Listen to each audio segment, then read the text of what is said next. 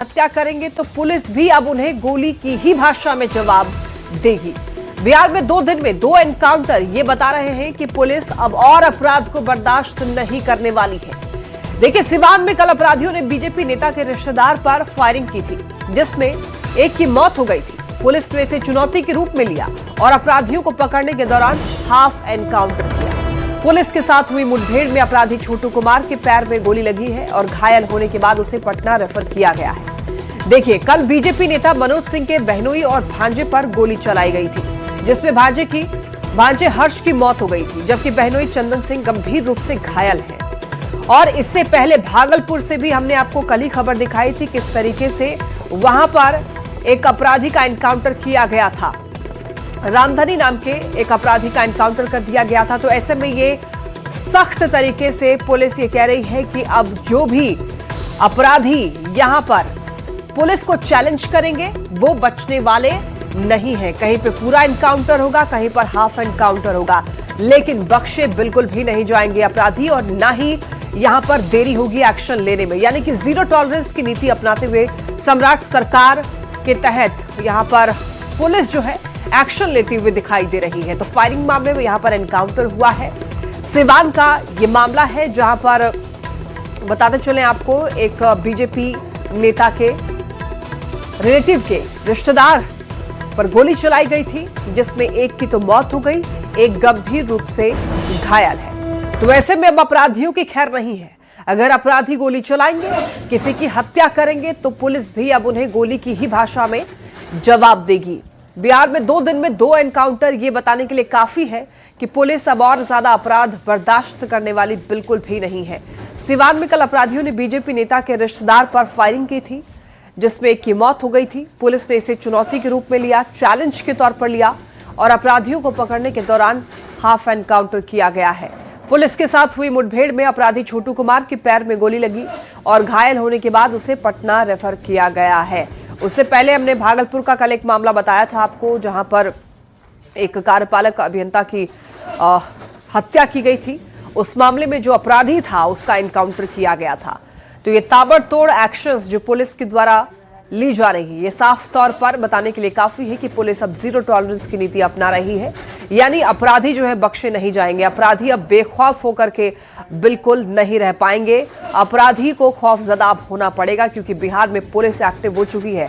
सम्राट सरकार योगी मॉडल के तर्ज पर ही यहां पर काम कर रही है। यानी कि अगर अपराधी गोली चलाएंगे तो पुलिस भी जवाबी कार्रवाई के तौर पर गोली ही चलाएगी। बिहार में 24 घंटे के भीतर 2 एनकाउंटर। पुलिस के एक्शन से अब अपराधी जो है थर-थर कांप रहे हैं। बीजेपी नेता के रिश्तेदार पर यह फायरिंग का मामला सिवान का है। अपराधी छोटू का हाफ एनकाउंटर किया गया है।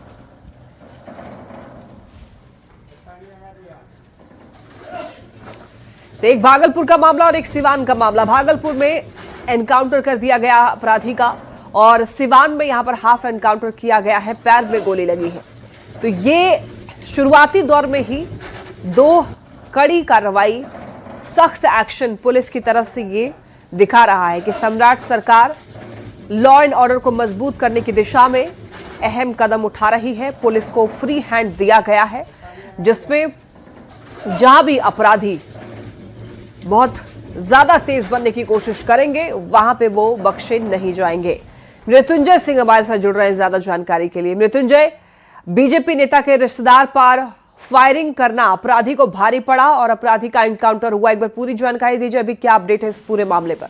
इस पूरे मामले में सिवान एसपी पूरन कुमार झा से हमारे बात, उनका साफ तौर पर कहना था कि कल गाड़ी को साइड लेने को विवाद हुई थी, उसके बाद फायरिंग हुई थी। इस फायरिंग में बीजेपी के नेता मनोज सिंह के बहनोई चंदन सिंह और उनके भांजे हर्ष सिंह को गोली लगी थी, जिसके हर्ष की मौत हो गई है। वहीं चंदन सिंह सिवान सदर अस्पताल से रेफर कर दिए गए, पर जिनका इलाज चल रहा है। वहीं पुलिस त्वरित कार्रवाई करते हुए उसके एक जो आरोपी है छोटू कुमार, उसको पुलिस ने इनकाउंटर किया है, दोनों पैर में गोली लगी है और उसको पटना रेफर कर दिया गया है। फिलहाल पुलिस पूरे मामले की जांच कर रही है। उसके कई सीसीटीवी फुटेज सामने आया है, जिसे पुलिस उस एंगल जांच करे आखिर कौन कौन लोग हैं जिन्होंने फायरिंग की थी। इस मामले को लेकर जहाँ पूरे कई तरह के सिवान में चर्चाएं चल रही है, तो वहीं सिवान एसपी ने त्वरित कार्रवाई करते हुए एक टीम का गठन कर दिया है। इस टीम में एसडीपीओ के नेतृत्व में टीम लीड कर रही है, वही जगह जगह छापेमारी कर रही है और आरोपियों को चिन्हित करने में लगी हुई है। जी।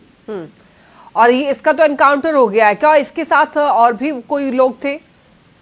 देखिए, सिवान पुलिस कई एंगल से सीसीटीवी को खंगाल रही है और चिन्हित करने में लगी है कि आखिर और कौन हो सकते हैं जिन्होंने फायरिंग की थी। इसी सिवान एसपी पूरन कुमार झा ने एसडीपी अजय कुमार के नेतृत्व में टीम का गठन कर दिया गया है, जो टीम लगातार छापेमारी कर रही है, जांच कर रही है कि आखिर इस पूरे टीम में कौन कौन लोग हैं जिन्होंने फायरिंग की थी और घटना को अंजाम दिया था। जी मृत्युंजय, और लगातार ये 24 घंटे के अंदर कह सकते हैं कि ये दूसरा एनकाउंटर किया गया है बिहार पुलिस के द्वारा, तो क्या इसको समझा जाए कि पुलिस अब जीरो टॉलरेंस की नीति अपना रही है कि जो भी अपराधी गोली चलाएंगे उनको जवाब के तौर पर गोली ही मिलेगी? ये देखिए, भागलपुर के बाद सिवान में दूसरी घटना है और ये घटना कल 6 बजे की है और 6 बजे के बाद 3 बजे जो आरोपी है उसे पुलिस ने पकड़ लिया, इनकाउंटर कर दिया। तो पुलिस का साफ संदेश है कि अगर अपराध करोगे तो बचे नहीं जाओगे और जो बिहार की पुलिस है वो काम करेगी और अपराधियों को ढेर करेगी। तो एक संदेश देने की कोशिश की गई कि अगर आप अपराध करोगे तो बचोगे नहीं, गोली का जवाब गोली से दिया जाएगा। जैसे सिवान में इनकाउंटर हुआ, भागलपुर में हुआ, उसके बाद अब जब टीम गठन कर दिया गया है और जो सिवान पुलिस की एक टीम है वो लगातार छापेमारी कर रही है और चिन्हित करे, क्योंकि कुछ सीसीटीवी फुटेज सामने आया है, उस एंगल से पुलिस जांच कर रही है। तो इस मुद्दे पे सिवान से साफ तौर पे कहना था कि आंध्र ढाले पे जो घटना हुई थी वो गाड़ी में साइड लिया गया और साइड लेने के चक्कर में वहाँ कुछ बगझक हुआ, कहा उसको फायरिंग की गई थी। तो पुलिस का साफ संदेश है कि अगर आप क्राइम करोगे तो पुलिस क्या कार्रवाई करेगी। जी और मृत्युंजय, इस मामले में जो बीजेपी के रिश्तेदार हैं उनका क्या कहना है? देखिए, हमारे इस मामले में मनोज सिंह से बात हुई है, उन्होंने इस खबर को काफी दुख व्यक्त किया है। कई ऐसे लोग हैं जिन्होंने अपनी अपनी प्रतिक्रिया दी है, हर पार्टी के लोगों ने इससे दुख प्रकट किया है, क्योंकि ये मामूली एक छोटी सी विवाद इतना बड़ा हो गया और फायरिंग की गई और उनके भांजे की गोली लगने से मौत हो गई है। तो सभी पार्टियों के लोगों ने इसे दुख प्रकट किया है, कहा है कि इस तरह घटना नहीं होनी चाहिए। लेकिन जिस तरह से बदमाशों ने इस तरह की कार्रवाई की है, दुस्साहस का परिचय दिया है, तो सिवान पुलिस भी कार्रवाई कर रही है। इसी कड़ी में एक जो आरोपी है छोटू कुमार, उसको पैर में गोली मारी है, दोनों पैर में गोली लगी है। प्राथमिक उपचार के बाद उसे पटना रेफर कर दिया गया है और अन्य जो आरोपी है उनकी चिन्हित किया जा रहा है, छापेमारी की जा रही है ताकि उसकी गिरफ्तारी की जा सके। जी और मृत्युंजय, ये जो छोटू है जिसके पैर में गोली लगी है, उसका आपराधिक इतिहास रहा है क्या? ये देखिए, जो सीसीटीवी फुटेज के आधार पे गिरफ्तारियां की जा रही है, आपराधिक इतिहास पुलिस खंगाल रही है और पूछताछ भी कर रहे हैं कि आखिर क्या ऐसा बात हो गई कि अपराधियों ने गोली मार दिया था। छोटी सी विवाद थी, गाड़ी को साइड लेने को लेकर विवाद हुआ, उसके बाद आखिर तो पुलिस पूरे एंगल से आपराधिक इतिहास भी खंगाल रही है। जिसकी गिरफ्तारी हुई है उसकी आपराधिक इतिहास खंगाली जा रही है। जी तो यहाँ पर ये कोई आपसी रंजिश का मामला था या फिर क्या मामला रहा जो यहाँ पर लड़ाई हुई, विवाद हुआ और उसके बाद गोली चलाई गई?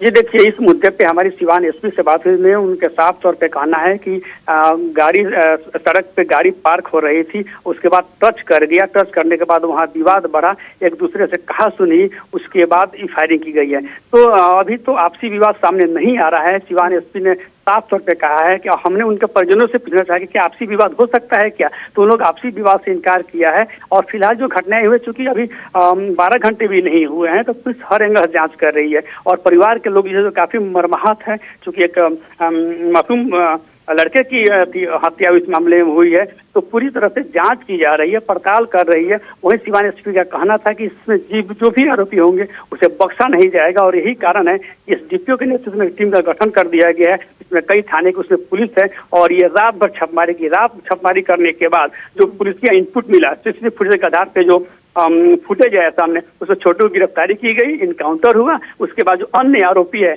उससे पूछताछ कर रही है, आपराधिक इतिहास भी खंगाल रही है और पूरी तरह से जांच कर रही है। जी और इस मामले में सिवान प्रशासन का क्या कहना है? क्या कोई ऑफिशियल बयान दिया गया है प्रशासन की तरफ से, मृत्युंजय?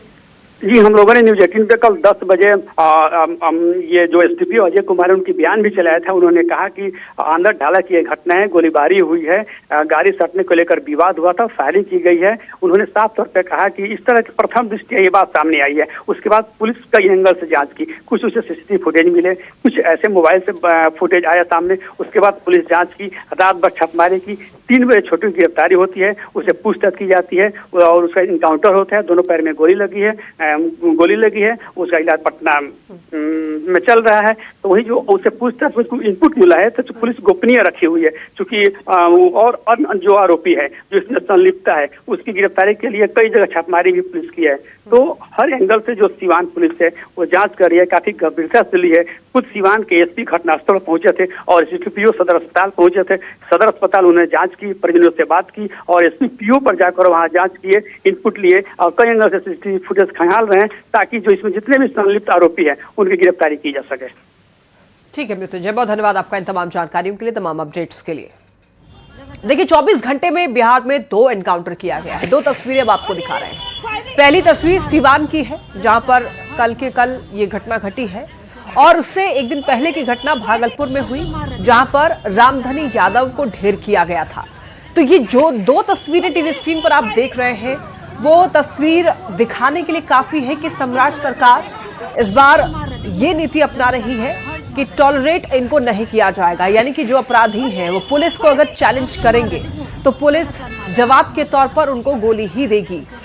ये जो रामधनी यादव है उसको ढेर किया गया था। आपको याद होगा कार्यपालक अभियंता कि जब हत्या की गई उसके बाद जब एक्शन लेने के लिए पुलिस वहां पर पहुंची तो कुछ पुलिसकर्मी भी उस दौरान घायल हुए थे और उसके बाद जब पुलिसकर्मियों पर भी फायरिंग करते हुए रामधनी यादव बचने की कोशिश कर रहा था, इसी क्रम में रामधनी यादव को ढेर किया गया था, यानी कि रामधनी यादव का एनकाउंटर कर दिया गया। उसके बाद जो दूसरी तस्वीर है ये सिवान की आप देख रहे हैं। यहाँ पर अपराधी छोटू कुमार को घायल किया गया है, यानी कि उसके पैर में गोली मारी गई है। वो भी बच के भागने की कोशिश कर रहा था, पुलिस के हत्थे ना चढ़े इसलिए वो भाग रहा था। भागने का पूरा प्रयास उसने किया, लेकिन पुलिस भी इस बार सख्ती से एक्शन ले रही है और एनकाउंटर किया गया, उसका पैर में गोली मारी गई है।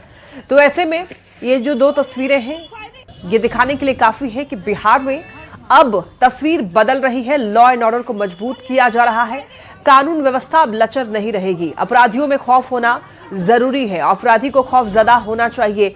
पुलिस कहीं से भी इस बार अपराधियों को छोड़ने वाली नहीं है। बिल्कुल सख्त लहजे में पुलिस अपराधियों से बात करेगी और यहां पर भी ठीक यूपी की तरह ही खुली छूट यानी कि फ्री हैंड पुलिस को दिया गया है, जिससे कि पुलिस जो है ठीक तरीके से एक्शन ले पाए, बिना किसी दबाव के पुलिस जो है काम कर पाए और वही स्थिति जो है यहां पर हमें देखने को मिल रही है। ये तस्वीर आप देखिए, कल सिवान की तस्वीर है और यहां पर ये जो तस्वीर आप देख रहे हैं वो तस्वीर दिखा रही है कि किस तरीके से जब वहां पर बीजेपी के जो रिश्तेदार हैं उनकी यहां पर लड़ाई हुई थी और उसके बाद की ही तस्वीर है दरअसल। अब जरा ये समझते हैं कि हाल के दिनों में अपराधियों को पुलिस ने क्यों मुंहतोड़ जवाब देना शुरू किया है। बिहार में लगातार एक्शन में पुलिस है, अपराधियों को खुली चुनौती दे रही है पुलिस और पुलिस को कार्रवाई की खुली छूट है, यानी कि फ्री हैंड दे दिया गया है।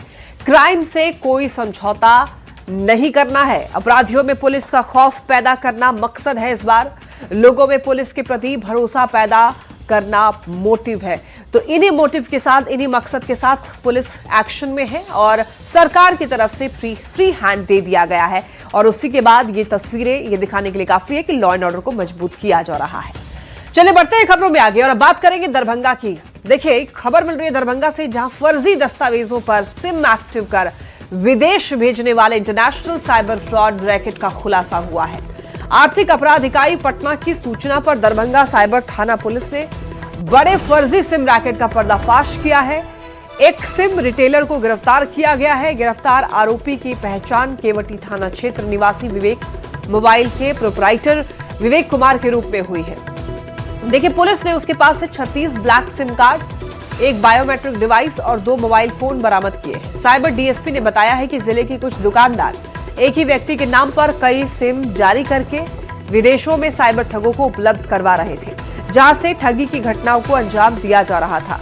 विवेक कुमार को हिरासत में लेकर पूछताछ की गई। उसने स्वीकार किया कि वो ग्राहकों के नाम पर 2-3 सिम निकालकर एक सिम ग्राहक को दे देता था और बाकी सिम साइबर ठगों को ऊंची कीमत पर बेच देता था। पुलिस के अनुसार अब तक 34 सिम कार्ड कंबोडिया भेजे जा चुके थे, जहां से साइबर फ्रॉड संचालित हो रहा था। देखिए किस तरीके से ये साइबर फ्रॉड को अंजाम दिया जा रहा था। विदेश में ये जो सिम कार्ड है वो ऑपरेट किए जा रहे थे। ये दरभंगा जिले में 3 विभिन्न सिम रिटेलर्स हैं जिनके द्वारा फर्जी दस्तावेजों के आधार पर फर्जी तरीके से सिम इशू किया जा रहा है और उस सिम का इस्तेमाल विदेशों में जैसे कंबोडिया जैसे देश में साइबर अपराध में किया जा रहा था। इसमें जो 3 जो सिम वेंडर थे, तो पहला ये था ये विवेक मोबाइल, ये था, दूसरा था रोशन इंटरप्राइजेज, जिसका प्रोप्राइटर रोशन झा है, और तीसरा है अभिषेक इंटरप्राइजेज जिसका प्रोप्राइटर अभिषेक कुमार ठाकुर है। ये दोनों का 4 महीने पहले जो है अक्टूबर 2025 में कांड संख्या 7225 यहाँ पर दर्ज हुआ था फर्जी सिम कार्ड और सिम बॉक्स के मामले में। वही इसमें उन लोगों का जो है आपराधिक इतिहास उसमें संलिप्तता थी। वहीं देश दुनिया के साथ बिहार में बढ़ते साइबर अपराध को देखते हुए बिहार सरकार ने पटना में साइबर अपराध पर नकेल कसने के लिए नए भवन के निर्माण करवाने का फैसला लिया है। और इस बारे में ज्यादा जानकारी दे रहे हैं न्यूज 18 संवाददाता अमित कुमार। बिहार और देश दुनिया में बढ़ते साइबर अपराध को देखते हुए जो है पटना में साइबर यूनिट भवन का जो है निर्माण होने वाला है। और बताते चले कि साइबर क्राइम यूनिट का भवन का जिस भूखंड पे निर्माण होने वाला है वो यही भूखंड है और 5 मैंगल्स रोड जो है स्थित ये भूखंड है। बताते चले कि यहाँ पे लंबे समय से स्पेशल ब्रांच का जो है कार्यालय संचालित होता रहा है, विशेष शाखा का जो है कार्यालय यहाँ से संचालित होता है। लेकिन हाल ही में विशेष शाखा का दूसरा बिल्डिंग जो है वो बन चुका है, बनकर तैयार हो गया है और अब इस भूखंड का जो इस्तेमाल है साइबर क्राइम यूनिट भवन के लिए किया जाएगा और इसको लेकर के सम्राट कैबिनेट से मंजूरी मिल चुकी है। बताते चलें कि कल जो है 51,19,84,600 रुपये की मंजूरी जो है वो सम्राट मंत्रिमंडल ने दिया है और अब इस भूखंड पे जो है वो साइबर क्राइम यूनिट का भवन का निर्माण जल्द होगा। बताते चलें कि बिहार सरकार ने साइबर अपराध से निपटने की क्षमता मजबूत करने के लिए बड़ा कदम उठाया है और राज्य सरकार जो है बिहार सरकार जो है वो अपनी कैबिनेट से ये मंजूरी दिया है कि इस 5 मैंगल्स रोड पे साइबर क्राइम यूनिट जो है उसका भवन का निर्माण होगा। बताते चलें कि फिलहाल आर्थिक अपराध इकाई की एक साइबर यूनिट जो है वो दूसरी जगह से संचालित हो रही है। आर्थिक अपराध इकाई का जो कार्यालय है वहाँ से संचालित हो रहा है, लेकिन जल्द ही यहाँ पे जब नए भवन का निर्माण हो जाएगा, साइबर यूनिट क्राइम यूनिट को लेकर निर्माण हो जाएगा तो वो साइबर यूनिट यहाँ शिफ्ट हो जाएगी और पूरे तरीके से आर्थिक अपराध इकाई का साइबर यूनिट जो है वो यहाँ से काम करना शुरू हो जाएगा। जो है साइबर अपराध पर नकेल कसने के लिए तमाम जो यूनिट्स हैं वो यहाँ पे लगाए जाएंगे और यहाँ से जो है साइबर अपराधियों पर नकेल जो है वो कसा जाएगा। कैमरा पर्सन अजय दुबे के साथ अमित कुमार, न्यूज 18 पटना। दानापुर से बड़ी खबर है। रूपसपुर थाना क्षेत्र के रुकानपुरा में तेज आंधी और तूफान की वजह से निर्माणाधीन बिल्डिंग की दीवार गिर गई। मलबे में दबने से 2 लोगों की मौत हो गई जबकि एक मामूली रूप से जख्मी हो गया है। मृतक की पहचान तिलकनगर निवासी त्रिभुवन प्रसाद सिन्हा और रुकनापुर निवासी अनीता देवी के रूप में हुई है जो नौबतपुर के रहने वाले थे। तो रूपसपुर थाना क्षेत्र के रुकानपुरा में तेज आंधी और तूफान की वजह से एक बिल्डिंग गिर गई है। वो बिल्डिंग जो है वो निर्माणाधीन थी और मलबे में दबने से 2 लोगों की मौत हो गई है, एक मामूली रूप से जख्मी हुआ है। तो देखिए यहाँ पर पिछले दिनों आई तूफान और बारिश ने कई जगहों पर नुकसान पहुंचाया है और ये मामला यहाँ पर देखिए दानापुर के रूपसपुर थाना क्षेत्र के रुकनपुरा का है। तेज आंधी बारिश की वजह से निर्माणाधीन बिल्डिंग की दीवार गिर गई, मलबे में दबने से 2 लोगों की मौत हो गई है। तस्वीरें आप ये देख रहे हैं, यहाँ पर लोग परेशान हैं, जिनके लोग मलबे में दबने से जिनकी मौत हुई है वो लोग काफी परेशान हैं। यहाँ पर चीख पुकार मच गई क्योंकि अचानक हुए इस हादसे की वजह से लोग काफी डरे सहमे हुए हैं और इसीलिए जब बहुत तेज आंधी बारिश हो तो कोशिश करें आप कि कच्ची दीवारों के आसपास आपको खड़े नहीं होना चाहिए। खासतौर पर निर्माणाधीन मकान के आसपास रहने से आप बचें जब तेज आंधी और बारिश आ रही हो, क्योंकि वो दीवार की नींव इतनी मजबूत उस वक्त नहीं रहती है तो आंधी और बारिश में वो दीवार गिरने की संभावना ज्यादा होती है। सड़क से गुजर रहे 2 व्यक्ति के शरीर पे गिर जाने का दोनों व्यक्ति की मृत्यु होने की बात प्रकाश में आई है। महिला है, पुरुष है? एक पुरुष है, इनका नाम त्रिभुवन प्रसाद सिन्हा है जो तिलक नगर के रहने वाले हैं। दूसरा अनीता देवी है जो मूल रूप से नौबतपुर के रहने वाले हुई, यहाँ पे रुकनपुरा में अस्थायी रूप से किराए के मकान में। मम्मी अंदर आवे से पहले आधा घंटा पहले निकले थे। अच्छा। ऊपर बिल्डिंग बनल था, 5-6 लाख 6 तला बिल्डिंग था, वही ऊपर से ईटा माथा पर गिर गया। अच्छा। उसके बाद वही मम्मी कुछ बोले, हम लोग को मालूम चला, सोचना कि मम्मी गिरे हुई, दौड़ के गए तो मम्मी कुछ बोली नहीं रही है। गेटवर ले गए तो गेटवर बोला का कोई उपाय अब नहीं है।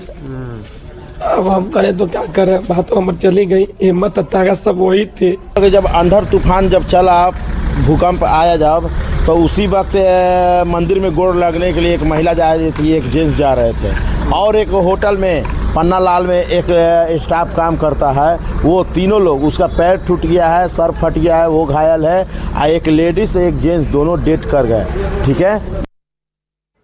खगड़िया से बड़ी खबर है, बेकाबू होकर के ट्रक और ऑटो जो है वो पलट गया है। ऑटो में बैठे 3 लोगों की मौत की खबर है। मृतकों में पति, पत्नी और ड्राइवर। ट्रक पर गिट्टी लदी हुई थी। महेश खूंट के गौछारी NH 31 की यह घटना है, जहां पर बेकाबू होकर यानी कि अनियंत्रित होकर के ट्रक और ऑटो पलट गया। ऑटो में 3 लोग बैठे हुए थे, पति, पत्नी और ड्राइवर। तीनों की ही बताया जा रहा है कि मौत हो गई। ट्रक पर गिट्टी लदी हुई थी और महेश खूंट के गौछारी NH 31 की ये घटना है। ढाला पर और पेट्रोल पंप के बगल में एक हाईवा से लदी हुई ट्रक आ रही थी और टेम्पू जिस पर कि विपिन कुमार चौरसिया CISF जवान और उनकी पत्नी दीपमाला चौरसिया और एक ड्राइवर था, वो पूरा टेम्पू हाईवा से दब गया और नीचे चिपटा हो गए लोग। हम लोग प्रयास करने का कोशिश किए, गिट्टी को जब तक में JCB ला करके टालने का कोशिश किए, एक बॉडी निकला, लेकिन उसका एक पार्ट, बॉडी का पार्ट दबा हुआ रह गया, जिसके कारण वह लाश भी हम नहीं निकाल पाए। बहुत हृदय विदारक घटना है। और इसी के साथ इस बुलेटिन में फिलहाल इतना ही। तमाम खबरों के लिए आप देखते रहिए News 18 बिहार झारखंड।